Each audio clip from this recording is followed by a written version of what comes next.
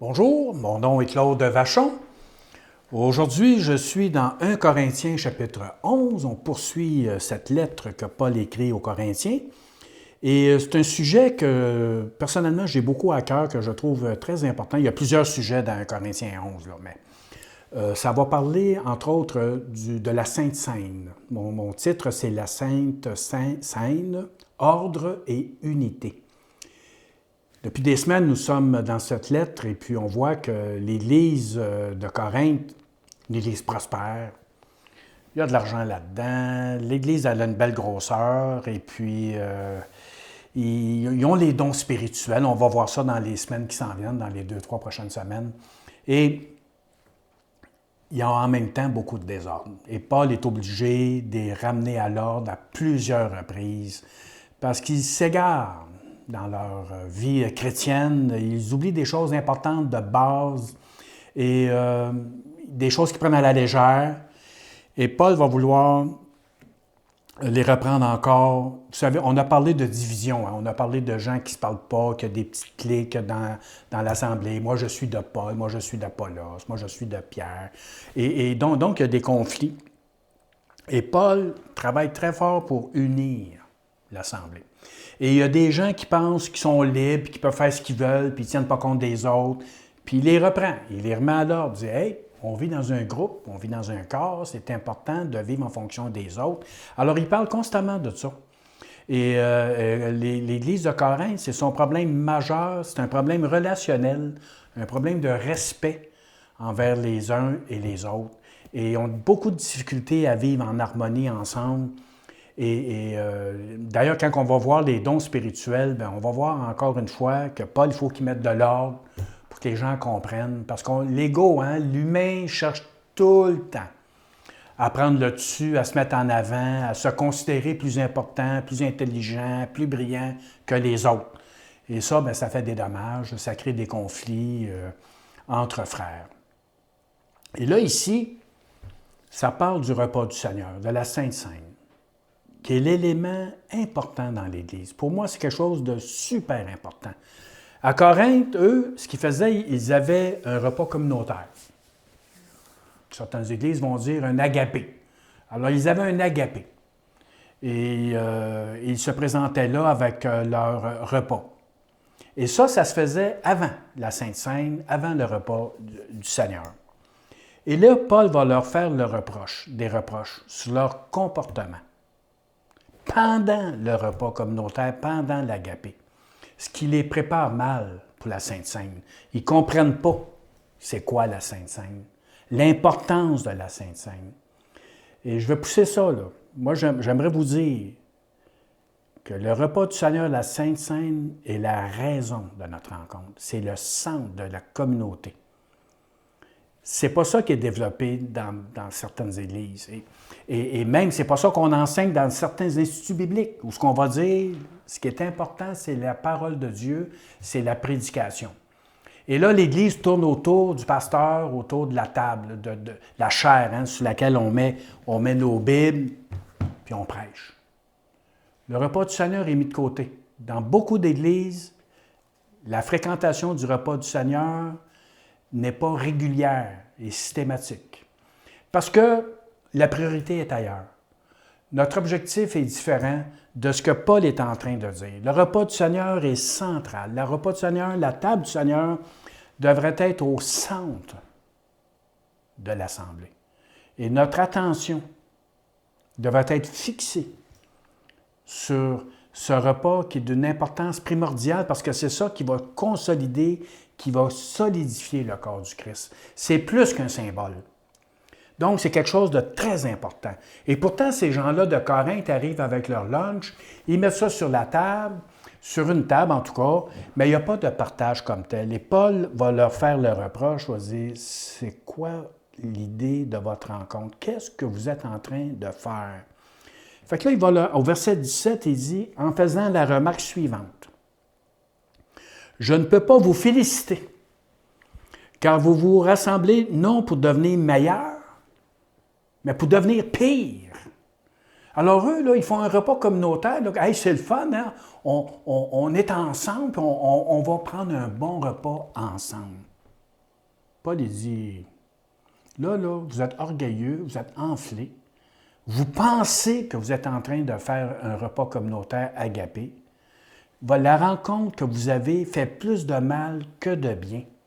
Vous n'atteignez pas l'objectif pour lequel vous êtes réunis. Vous ne comprenez pas pourquoi vous êtes là.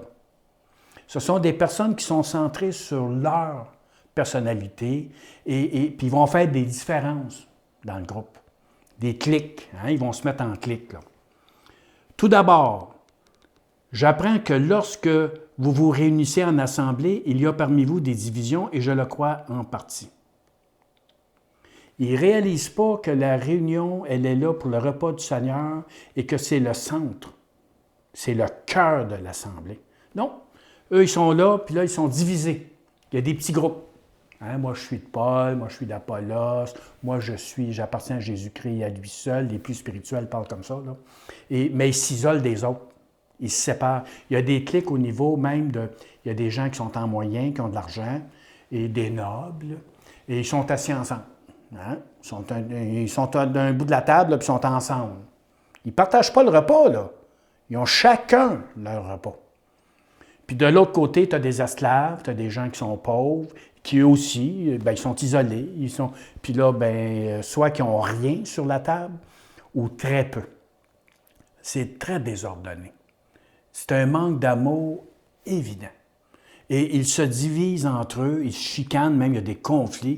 Puis il dit, je le crois en partie, il faut bien en effet qu'il y ait aussi des divisions parmi vous, afin que l'on puisse reconnaître ceux qui sont approuvés de Dieu au milieu de vous. Ceux qui sont approuvés de Dieu, c'est ceux qui cherchent à unifier le corps du Christ, à amener l'harmonie et la charité. Puis ça, Paul va le développer dans 1 Corinthiens 13. Et donc, la charité doit être au centre de la vie chrétienne dans le cœur des croyants. Ainsi donc, lorsque vous vous réunissez, ce n'est pas pour prendre part au repas du Seigneur, car dès que vous vous mettez à table, chacun s'empresse de prendre son propre repas, de sorte que l'un a faim tandis que l'autre est ivre. Donc, ils ont leur repas devant eux, leur petite bouteille de vin. Hein, ils buvaient du vin, là, ivre. Là. Fait que c'était pas du jus de raisin. Là. Et là, ils sont là, et ils mettent leur beau petit repas, là, abondant, devant eux. Ils ne le mettent pas au centre de la table pour le partager. Ils gardent ça devant eux. Et là, ils se dépêchent. Ils se dépêchent, puis ils ne partagent pas. Ils se dépêchent de tout manger. Ils s'empiffrent. Paul le fait le reproche. Hein, vous mangez... Ouais. Et puis vous buvez, vous prenez un coup, vous êtes... Ça n'a aucun sens. Il n'y a pas de partage. Puis là, ça se dit chrétien. Là, ils sont dans une église. Ils sont à Corinthe. Ils sont réunis comme chrétiens, comme un groupe chrétien, qui devrait être un modèle pour le monde dans lequel on vit. Le modèle de vie, ce n'est pas supposé d'être les marxistes ou les communautés quelconques qui existent dans notre société. L'Église doit être un modèle, une lumière, une manière de vivre extraordinaire. Quelque chose qu'on devrait imiter, comme Paul dit au chapitre 11, verset 1, « Soyez mes imitateurs comme je le suis moi-même de Christ. » Donc, les gens devraient nous imiter. Bien là, pensez-vous là, que c'est un exemple là, que les Corinthiens sont en train de donner? Alors, Paul leur fait le reproche. Puis je suis content parce qu'ils vont l'écouter. Parce qu'il y en a que quand on leur fait des reproches, ils se referment, ils sont choqués, ils n'aiment pas ça. Tu juges, j'aurais pu dire à Paul, « Hey, tu nous juges, toi, là? Hein? T'es qui, toi? » Parce que Paul, c'est un apôtre, mais ce n'est pas un ancien. Il ne lit pas l'Église de Corinthe. Mais il se permet, parce que vu que c'est lui, quand même, qui a travaillé à cette assemblée, qui va leur apporter son commentaire. « N'avez-vous pas des maisons pour manger et boire? Ou bien méprisez-vous l'Église de Dieu et voulez-vous faire honte à ceux qui n'ont rien? Que vous dire? Faut-il vous féliciter? Sur ce point, je ne vous félicite pas. » Fait qu'il est clair et net. Il y a des gens qui sont autour de vous, qui sont pauvres, il y a des esclaves, il y a des gens dans le besoin. Vous vous repoussez, vous vous en allez dans votre petit coin, hein? Puis là, les assemblées se réunissaient dans des maisons. Fait qu'ils étaient peut-être même dans un autre appartement. pour manger leur repas entre eux, hein, les riches, en train de regarder. « Hey, c'est quoi ta recette? » Puis là, ils jasent. Hein? Ils jasent de bouffe, puis ils jasent. « Hey, c'est quoi ça? » Puis, wow! Pendant qu'il y en a qui souffrent, qui ont faim, qui n'ont rien à manger, puis qui sont là. Mais on les ignore totalement. C'est tellement contraire à la pensée de Jésus-Christ, à la pensée de l'Esprit Saint. Puis là, ça se vante qu'ils sont remplis du Saint-Esprit, puis qu'ils ont des dons spirituels, puis Alléluia, puis Praise the Lord, puis là, ça joue un jeu. Puis ils négligent leur environnement. Alors Paul, il n'est pas content d'eux autres. Alors là, il va commencer à expliquer c'est quoi le repas du Seigneur. Ce n'est pas l'agapé qu'ils sont en train de prendre. Ils prennent mal de toute façon. Ils ne sont même pas un modèle. On ne peut même pas appeler ça un agapé. C'est une gang de personnes centrées sur eux, sur leur ego, sur ce qu'ils aiment, sur leur convoitise. Puis, ils consomment et ils se consomment. C'est quasiment ça. Là. Alors là, Paul va essayer de changer leur regard puis leur faire comprendre pourquoi ils sont là. Quelle est la raison? Et ça, c'est important, c'est primordial. Pourquoi je suis là? Est-ce que je suis là pour écouter monsieur le pasteur qui a préparé son message? Puis c'est bien, là, il a travaillé fort, il a mis beaucoup d'heures, puis là, il s'est préparé. Et puis que là, on le regarde, puis on l'écoute pendant 45 minutes, 1 heure et demie pour ceux qui sont loin, là, qui prennent beaucoup de temps. Là. Et là, on regarde ça, puis on écoute. On est là pour ça. On est là pour écouter un message positif qui va nous faire du bien. Sommes-nous là pour écouter un spectacle qui va nous faire du bien, qui va nous remplir de joie? On va taper des mains, on va chanter. Puis, c'est quelle belle journée qu'on a. Ça fait donc du bien d'entendre tout ça. Ou si je suis là pour le Christ, pour la communauté. Quelle est la raison pour laquelle je me déplace? J'aimerais ça que vous preniez le temps d'y penser. Et j'aimerais ça que l'Église prenne le temps de réfléchir à la raison de son existence. Pourquoi qu'elle est là? Pour satisfaire des égos, satisfaire le prédicateur, satisfaire les musiciens, l'orchestre, satisfaire quelques personnes qui ont certains talents. C'est ça la raison? Ou c'est pour adorer réellement la personne de Jésus? Le repas du Seigneur, c'est l'excuse pour rassembler. Ce n'est pas le spectacle, c'est le repas du Seigneur.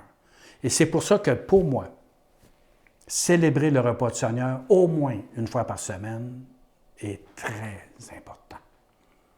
Parce qu'elle nous unit, elle nous rassemble. Et Paul, c'est ce qu'il va chercher à leur faire comprendre. Je vais à l'Église pour rencontrer le Christ et le corps du Christ. En effet, verset 23, « J'ai reçu du Seigneur ce que je vous ai transmis. Le Seigneur Jésus, la nuit où il a été arrêté, a pris du pain. Après avoir remercié Dieu, il l'a rompu et a dit, « Prenez, mangez. Ceci est mon corps qui est rompu pour vous. Faites ceci en souvenir de moi. » De même, après le repas, il a pris la coupe et a dit, « Cette coupe est la nouvelle alliance en mon sang. Faites ceci en souvenir de moi toutes les fois que vous en boirez. » Jésus a pris du pain, puis il ne l'a pas mangé, puis qu'il a regardé les autres. S'ils en ont ou s'ils n'en ont pas. Il a pris le pain, il l'a rompu, puis il l'a partagé. Il l'a partagé avec ses amis qui étaient avec lui au dernier repas. C'est un partage. On est ensemble. Il n'y a qu'un seul pain. Ça, cette valeur, on l'oublie avec le temps. On arrive avec des assiettes toutes préparées, puis on oublie l'idée du pain, du corps. Cette image extraordinaire que le Christ nous a communiquée et que les apôtres nous ont communiquée. Parce qu'il parle du pain. Il a pris du pain. Puis il l'a rompu devant ses amis. Donc, le repas du Seigneur, qu'est-ce que ça fait? Ça nous unit et là, ça nous rappelle quelque chose. Là, on sait pourquoi qu'on est là. Ça nous rappelle qu'il y a un sauveur, que quelqu'un est venu pour nous, pour nous guérir, pour nous délivrer. Nous pensons à lui, à rien d'autre. Tout disparaît. Nous sommes centrés sur lui, sur le Christ. On peut l'exprimer de différentes façons, mais il faut le faire, il faut l'exprimer. Alors, qu'est-ce que le repas du Seigneur fait? Elle nous montre, elle célèbre quelque chose d'important, qui est la mort de Jésus sur la croix, de son sang versé, qu'il a donné son corps comme agneau de Dieu. Il est celui qui est sacrifié, que nous avons sacrifié, qu'on a cloué sur la croix. Et c'est l'agneau sacrifié qui a pris sur lui nos péchés. Je prends conscience à chaque dimanche matin. Je ne m'en vais pas m'amuser, je m'en vais me rappeler quelque chose de beau. Que quelqu'un est mort à ma place et qu'il a pris mes péchés sur lui et qu'il a versé son sang. Cette coupe, quand Jésus a pris la coupe, puis il ne l'a pas vidée, c'est pas ça qu'il a fait, là. Il l'a distribuée. Vous comprenez, là, l'agapé, là? Il a partagé la coupe. Puis il a dit ça, là, cette coupe, c'est la nouvelle alliance en mon sang. Jésus a versé son sang pour que nous recevions le pardon de nos péchés, la libération, la grâce, la miséricorde. Et ça a un lien avec Moïse quand il est sorti de l'Égypte.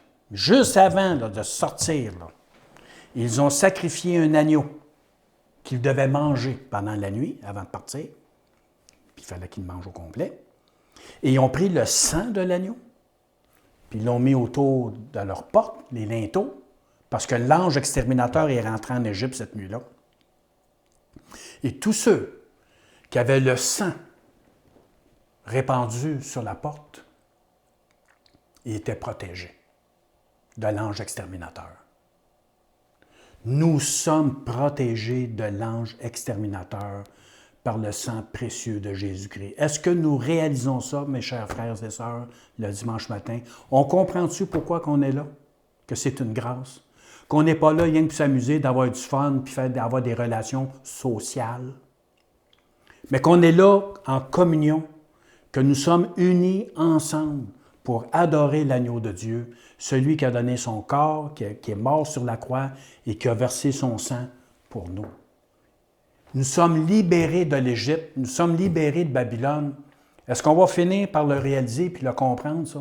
D'arrêter de vivre comme le monde, de vivre nos cultes comme le monde, mais de vivre vraiment l'adoration, être prosterné devant Jésus-Christ, de réaliser ce qu'il a fait pour nous. Puis on a besoin de faire ça à toutes les semaines.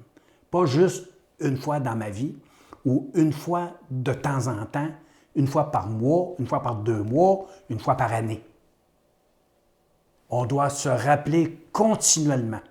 Ces gens-là de Corinthe, ils oubliaient. Ils oubliaient même en dedans d'une semaine. Vous imaginez? Parce qu'ils faisaient ça tous les semaines, là. Fait qu'ils oubliaient en dedans d'une semaine pourquoi ils étaient là. Ils mangeaient, ils buvaient, ils oubliaient. Alors, Paul les ramène à l'ordre. Ordre et unité. C'est ça, la Sainte Seine. Ça nous ramène, ça ramène les choses aux bonnes places. Je suis libéré de l'esclavage du péché. J'espère que vous pouvez dire ça. J'espère que vous n'êtes pas encore en train de crier « Libère-moi », que c'est fait, que vous avez donné votre vie à Jésus-Christ, puis que vous n'essayez pas de remplir vos émotions avec un spectacle, puis essayer de vous calmer, puis de trouver une joie fabriquée, mais que vous trouvez votre joie dans l'œuvre que Jésus-Christ a accomplie pour vous. C'est extraordinaire de savoir que quelqu'un, un homme, a donné sa vie pour moi, qui s'est sacrifié, qui a ouvert une porte pour l'éternité, que je ne suis plus enfermé dans le monde de malades dans lequel je vis. Moi, je faisais partie des malades. Il m'a sauvé, il m'a retiré de cette folie qui existe dans le monde. Il a fait de moi un enfant de Dieu. Puis là, il me dit, Claude, je veux que tu sois avec tes frères et tes sœurs, puis je veux que vous vous rappeliez de ce que j'ai fait pour vous autres. Que vous n'oubliez pas ce que j'ai fait pour vous autres. Puis à chaque fois que vous êtes ensemble, prenez le pain, puis prenez le vin en ma mémoire. Rappelez-vous ce que j'ai fait pour vous. Continuellement, constamment. Réjouissez-vous ensemble de ce que j'ai accompli pour vous. C'est la raison. C'est pour ça qu'on est là. C'est pour ça qu'il faut le faire. Puis c'est pour ça qu'il faut le faire régulièrement. Il dit, en effet, toutes les fois que vous mangez ce pain et que vous buvez cette coupe, vous annoncez la mort du Seigneur jusqu'à ce qu'il vienne. Donc, nous attendons son retour. Puis je vous le dis, là, ça s'en vient. Son retour, là, ça s'en vient, là. Qu'est-ce qu'on fait en attendant? On prend le repas du Seigneur. On se rappelle ce qu'il a fait. Jusqu'à temps qu'il revienne.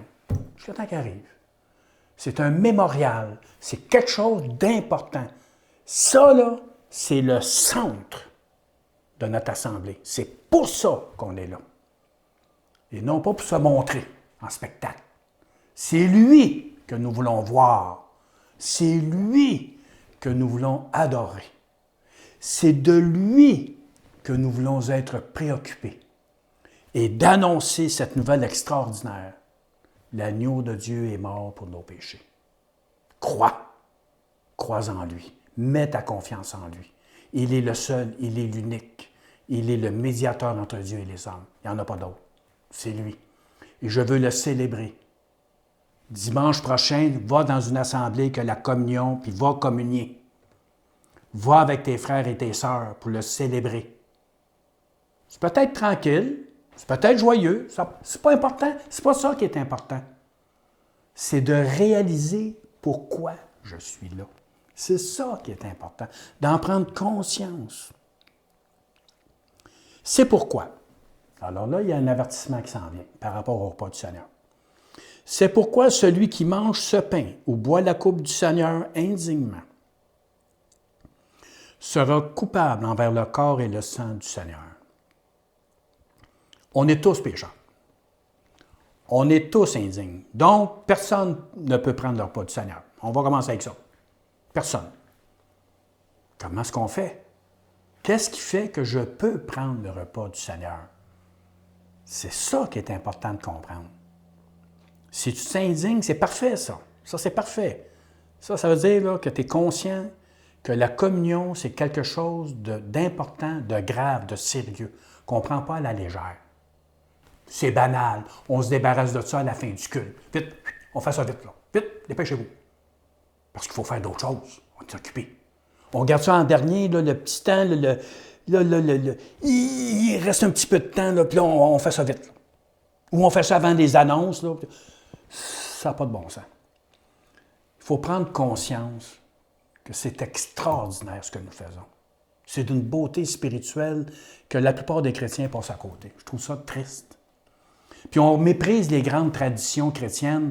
Hein, on se moque d'eux autres. Bien, je pense qu'ils l'ont compris, eux autres, l'importance de la communion, de prendre le repas du Seigneur. Comment c'est solennel, comment c'est beau, comment c'est profond. Puis de se souvenir. Donc, faites bien attention. Alors, il va nous dire comment. Que chacun donc s'examine lui-même et qu'ainsi il mange du pain et boive de la coupe.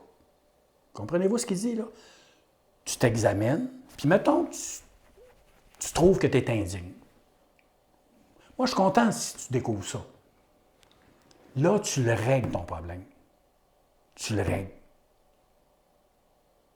Il mange du pain et boit de la coupe. Tu ne te prives pas de prendre le pain puis le vin. Tu le prends.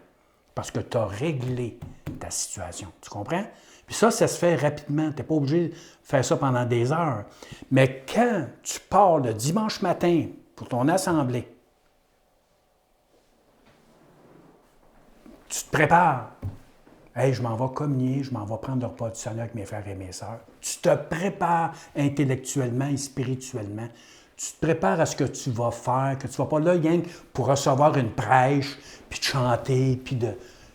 Non, non, tu te prépares à la rencontre avec le Christ. Il est d'une grande importance de se préparer à la Sainte Seine en examinant son cœur, en confessant nos fautes, nos péchés, en réglant les conflits s'il y a lieu. Si j'en veux un frère ou une sœur, je dois régler ça. Je lui pardonne.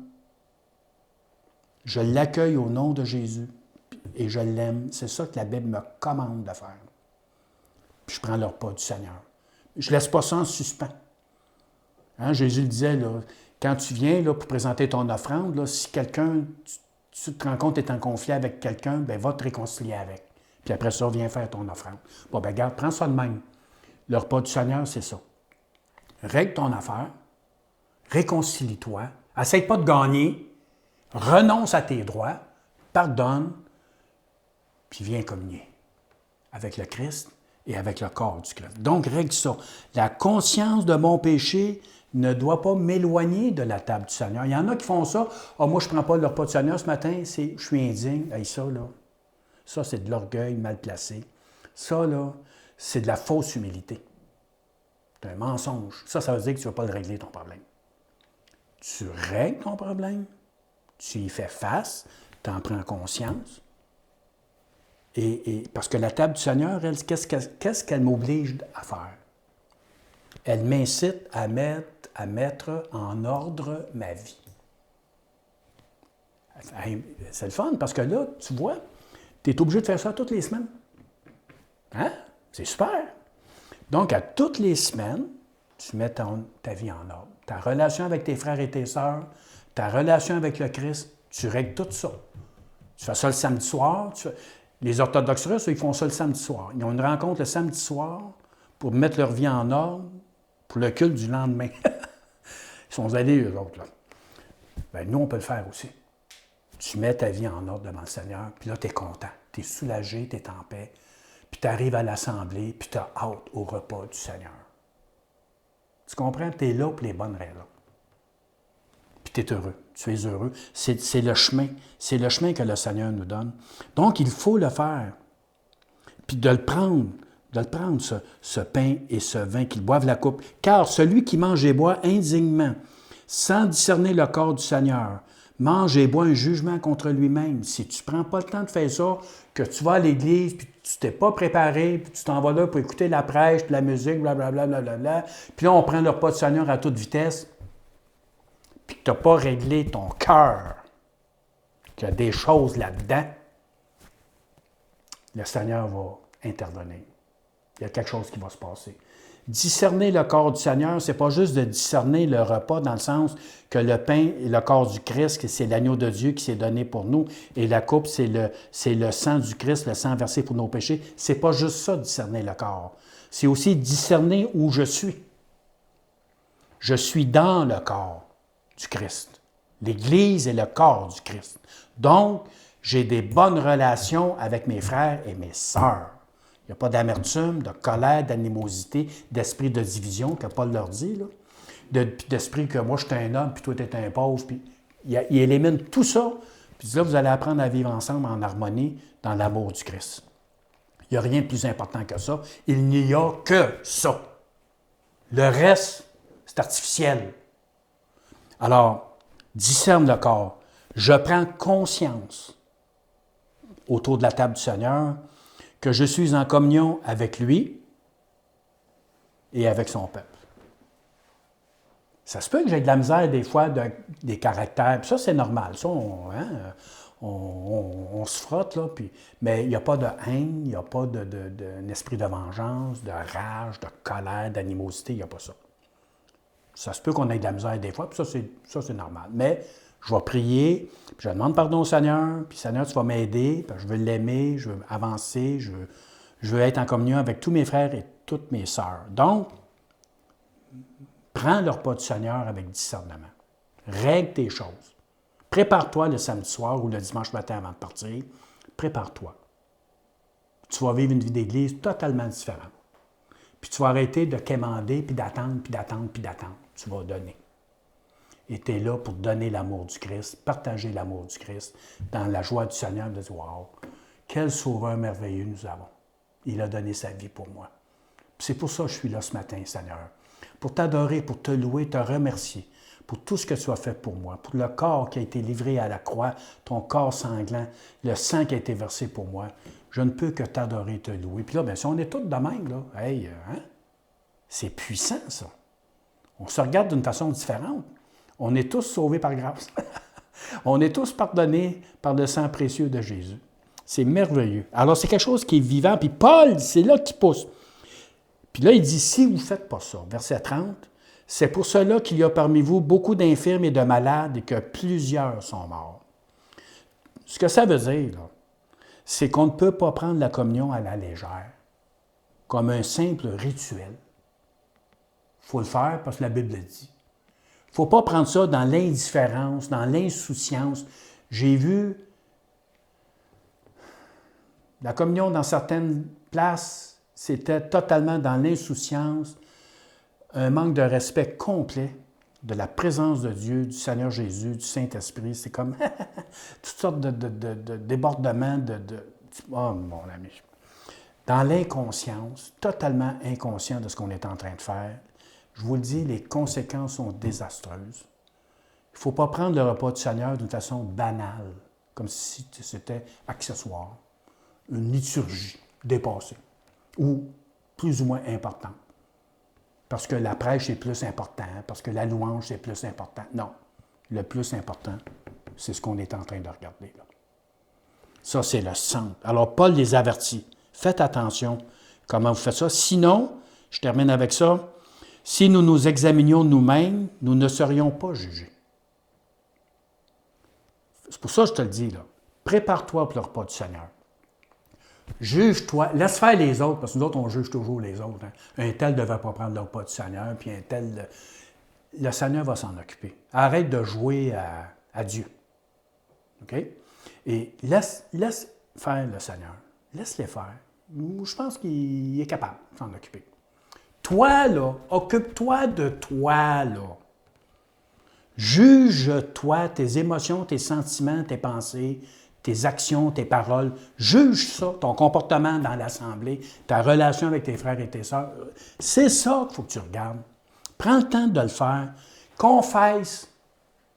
Puis tu vas être pardonné. Il dit, là, si nous nous examinions nous-mêmes, nous ne serions pas jugés. Mais c'est fantastique. Donc, ça vaut la peine de le prendre, le temps de le faire. Juge-toi, là, puis règle ça. Mais, quand nous sommes jugés, c'est le Seigneur qui nous corrige, afin que nous ne soyons pas condamnés avec le monde. Donc, si je prends le temps de m'examiner et de bien me préparer pour la Sainte Seine, bien, le Seigneur n'aura pas à intervenir drastiquement pour maintenir la communion dans la communauté. Parce que la raison de notre rassemblement, mes frères et sœurs, c'est d'être en communion avec lui et les uns avec les autres. Le reste, là, c'est tout de l'artifice. C'est ça qui est vrai. Et c'est pour ça que je tiens tellement à ça, la Sainte Seine. Et que vous ayez en vous ce désir de la communion, de l'esprit, d'être unis ensemble. C'est vrai pour mon assemblée, c'est vrai pour les assemblées, c'est vrai pour toutes les églises dans le monde. Quand nous rompons le pain, nous sommes en communion avec tous nos frères et toutes nos sœurs de la planète. Nous reconnaissons le corps du Christ. Nous reconnaissons que quiconque aime le Seigneur, c'est mes frères et c'est mes sœurs. Quiconque s'est donné à lui, je n'ai pas à les juger, même s'ils sont différents un petit peu, même s'ils s'expriment d'une façon un petit peu différente. On apprend à vivre ensemble. Les Corinthiens vivaient ça, ce problème-là, et Paul cherche continuellement à les ramener à l'ordre et à l'unité. Vous devez apprendre à vivre ensemble. Et voici, mes frères et sœurs, la table du Seigneur, c'est le symbole ultime, c'est l'expérience ultime qui m'amène à cette vérité de nous aimer les uns les autres, d'aimer le Christ, d'aimer Dieu de tout notre cœur, de toute notre force, de toute notre pensée, et que nous sommes là pour les bonnes raisons. Alors, dimanche prochain, préparez-vous. Peut-être samedi soir, dimanche matin, préparez-vous. Faites-le. Puis vous allez vous rendre à l'assemblée avec un cœur joyeux. Vous allez être heureux dans votre cœur. Parce que vous allez là, pas pour vous satisfaire. Vous allez là pour rencontrer le Seigneur, qui est là. c'est la table du Seigneur. Ce n'est pas la table de l'Église, de la dénomination, de l'Assemblée, de monsieur le pasteur, du révérend.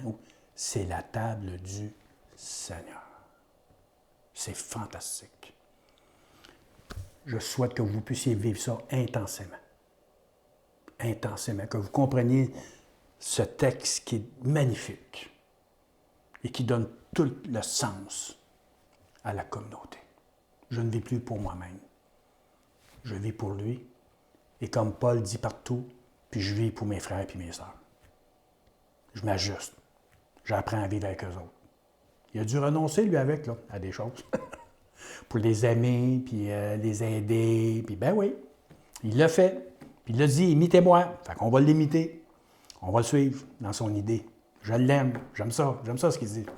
Qu'on puisse le vivre ensemble au nom de Jésus. Soyez bénis et que vous entriez dans cet aspect spirituel de la rencontre du Christ à travers son assemblée, autour de la table du Seigneur. Que vous soyez bénis, bénis, bénis, 100 fois, dans le beau nom de Jésus, mon Maître, mon Sauveur, l'agneau de Dieu.